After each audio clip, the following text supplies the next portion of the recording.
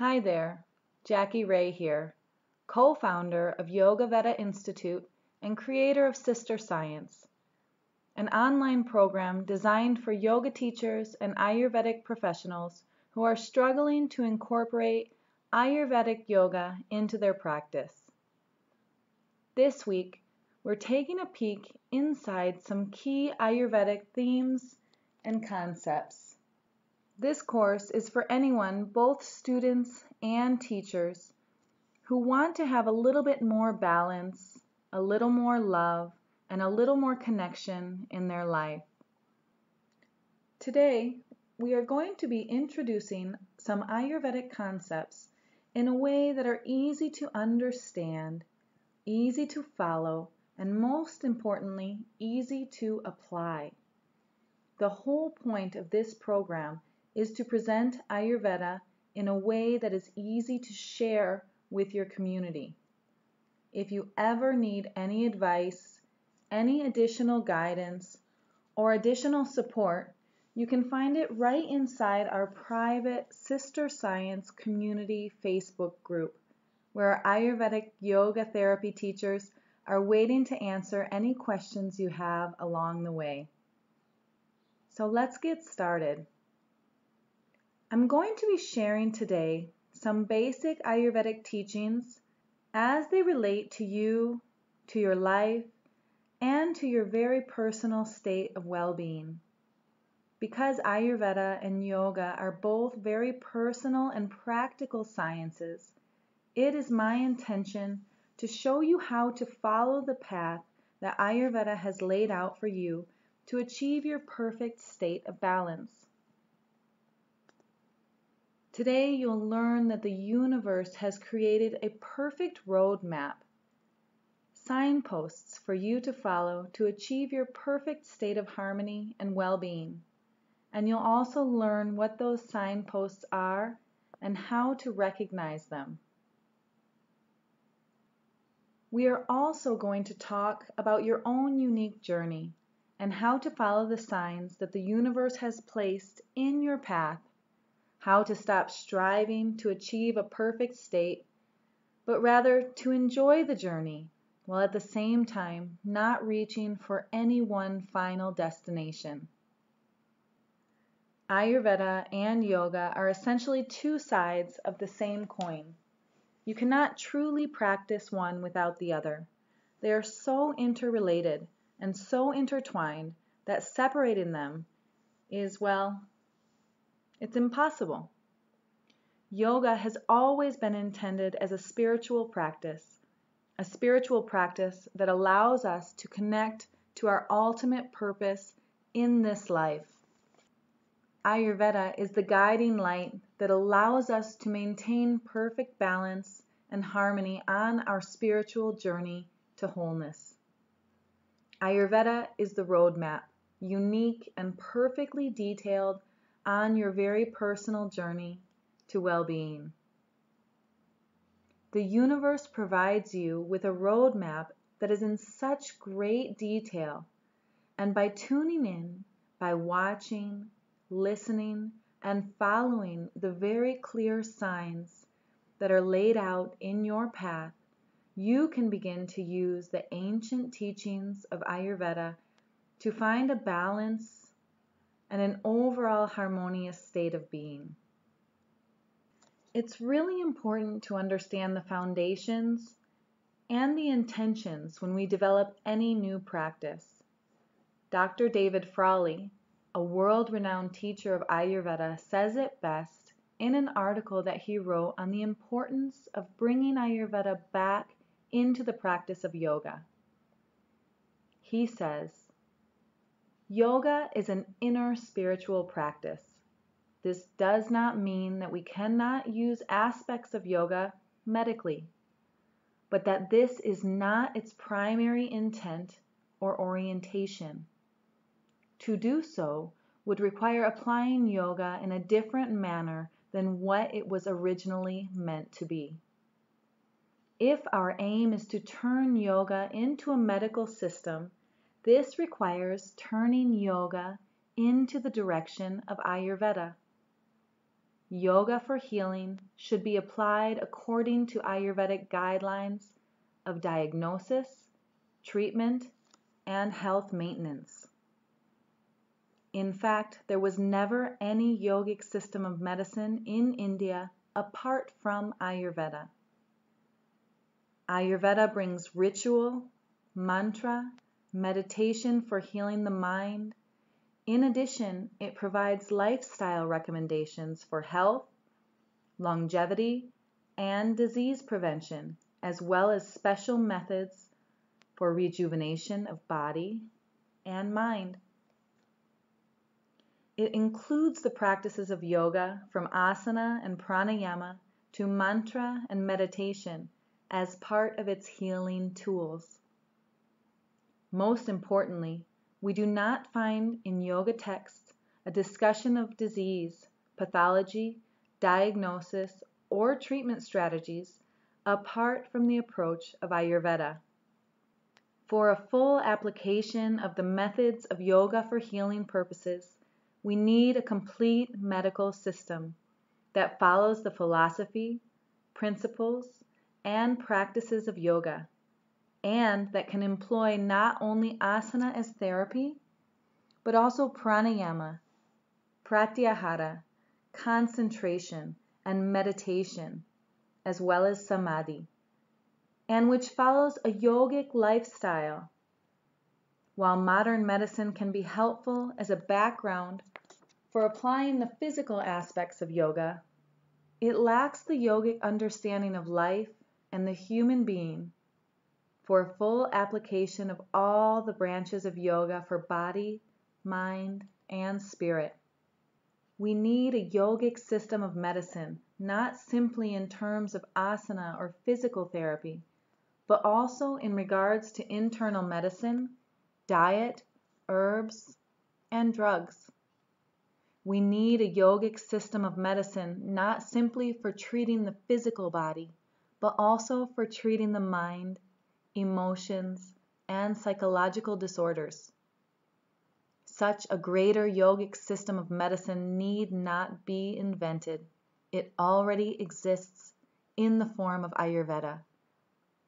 Ayurveda develops its view of the body and mind, nature, and healing from the background of yoga philosophy. Ayurveda describes our connection, our very unique and one-of-a-kind relationship that exists between us and the universe. Ayurveda offers a roadmap of the universe's signposts on the road to perfect balance and harmony. The universe's perfect signposts are the 5 elements that are found in everything throughout the universe. By building a connection and beginning to recognize these signposts, you're on your way to being able to use the beautiful teachings of Ayurveda in your daily life, with your friends and family, and to share with your students as well. The universe's signposts are ether or space, air, fire, water, and earth. These 5 elements are found throughout our bodies, our foods, our environment, and indeed throughout the entire universe. By beginning to understand these 5 elements from a new perspective, we can begin to understand the most basic principles that are taught in Ayurvedic medicine. One term that most of you have probably heard is dosha. Dosha is simply a concept, a way that the ancients used to describe these 5 elements, or more accurately, a specific combination of 2 predominant elements. For ease and simplicity, let's not worry about the doshas for now, but rather examine each of the elements in detail of its own accord. Each of the 5 elements can be viewed as signposts to balance. Remember that. By recognizing the qualities of each of the elements, we can begin to understand how these qualities show up in our diets, in our yoga practices, in our meditation, in our relationships, and everywhere in our daily lives. When you think about air, how would you describe it? How do you experience air through your 5 senses? How does it look? How does it feel? How does it sound? Air is cold. Air is fast, moving. It's really changing. Air is mobile. It may feel dry to the touch. Can you feel it? Air is light. It weighs nothing at all. The word that Ayurveda uses to describe this feeling, this element of air and all of its manifestations, is Vata. The next element that Ayurveda describes is space, sometimes also referred to as ether in Ayurveda. Space is something that is all-pervading, all-encompassing. It's everywhere. Space is in our bodies, our minds, and everywhere throughout the universe. Think of space. How does it look? How does it feel? How would you describe it to someone who's not of this world? What is space? Well, space is really, really light. Space can be soft, maybe even smooth in texture. Space is vast and expansive. What words would you use to describe space? Ayurveda refers to the element space and all of its similar qualities as Vata. The next elemental signpost on our journey is the element of fire. Unmistakably hot, fire can be described as sharp and penetrating. Fire is very light. Fire is dry. What other ways can you use to describe the element fire? Ayurveda describes the element fire and all of its qualities as Pitta. The next element, water, is cold. Water is damp, liquid, soft to the touch. Water is much more dense than air, space, or fire. When you think of water, how does it feel? How does it look? What are the qualities of water? Ayurveda describes the element water and all of its manifestations as Kapha. The last universal signpost we are going to talk about is the element of earth. Earth, as I'm sure we can all agree, is very solid. Earth is stable. Earth is heavy. When Ayurveda speaks of the earth element and all of its wonders, it describes it as Kapha. These 5 universal elements, these 5 universal signposts, are all you need to remember in order to begin to understand a roadmap that the universe has provided. Ayurveda has decoded these 5 elements: space, air, fire, water, and earth as the beacons of light on your journey to complete balance and harmony. Each one of these elements will show itself in each and every one of us at varying times throughout our lives. By keeping an eye out and by understanding these elements and how they influence our bodies, our minds, our hearts, our lives, and by recognizing which elements are predominant and which ones are causing disharmony, we can begin to follow the universe's perfect roadmap to balance. Each one of us is on a very unique journey. We each have our own set of unique circumstances that have brought us to where we are today. We have our own unique set of genes, history, lifestyle, diet, routines, relationships, and path that have brought us exactly to the place that we are today. Ayurveda teaches us that each and every one of us is in a very unique place within this universe, that each and every one of us are a one-of-a-kind manifestation of this universe and each of the elements in it. When we can begin to recognize the unique combination of elements and how they are showing up in our bodies, our minds, our relationships, our yoga practice, our meditation, our practice of pranayama, we can begin to recognize the unique set of signposts that are going to point us to our perfect state of balance.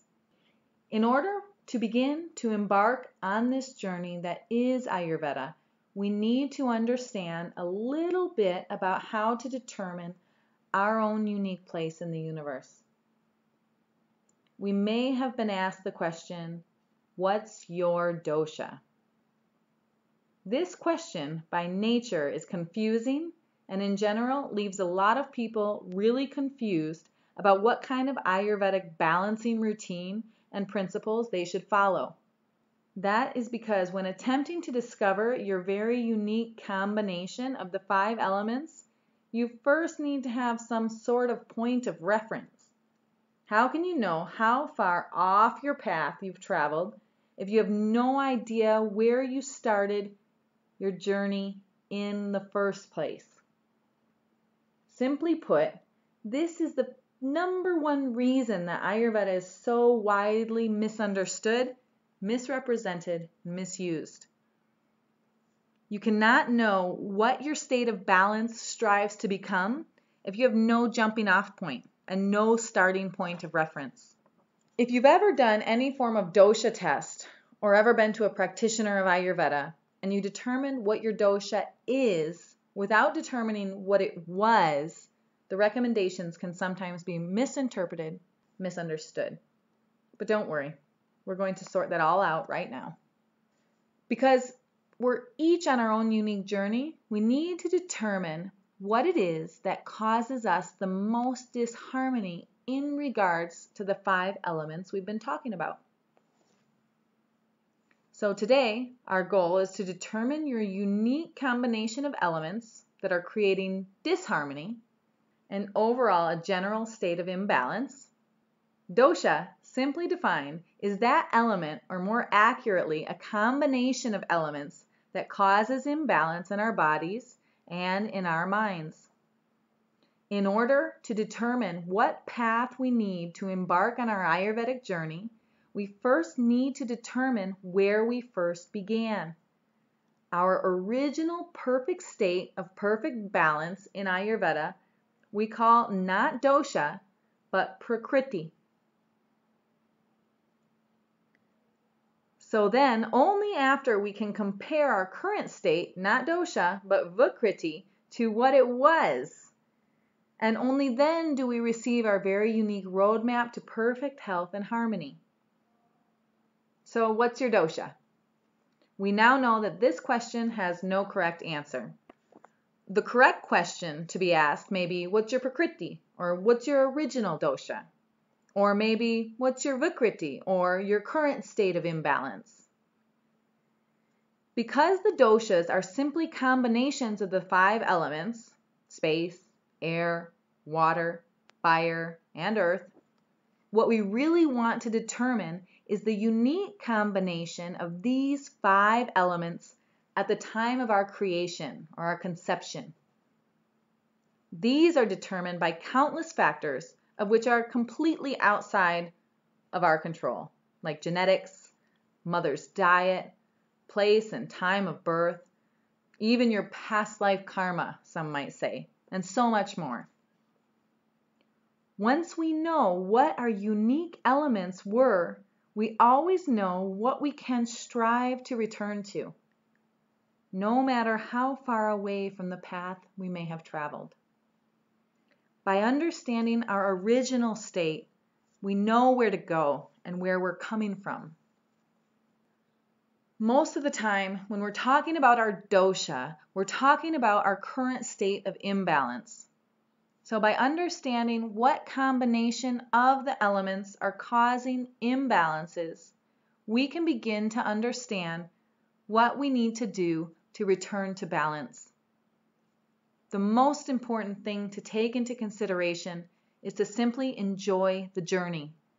Ayurveda offers tools and principles, a roadmap to health, with you as the driver. Ayurveda is a journey to balance. The universe offers signposts on the road to balance. But of course, like any long journey, the road is full of detours. It's full of roadblocks and plenty of wrong turns. Ayurveda offers a comprehensive roadmap to use on our journey. And though we may come upon roadblocks and detours, we can use this roadmap to safely navigate the way back to balance, using the universal elements as signposts on our journey. So enjoy the journey. One of my all-time fave Lao Tzu quotes is, "A journey of 1,000 miles begins with a single step." Today, take the first step on this journey of 1,000 miles. The first step is to begin to understand our unique place in the universe. This is not a dosha test, but rather a journey into the past to rediscover where we should be heading. Take the first step today by setting aside a few minutes, just a few, to fill out today's worksheets, which will help you determine what unique signposts have been sent to you by the universe. I'll be inside our Sister Science Community Facebook group to answer any questions that you have while you're going through today's lessons. Until next time, see you in the next lesson.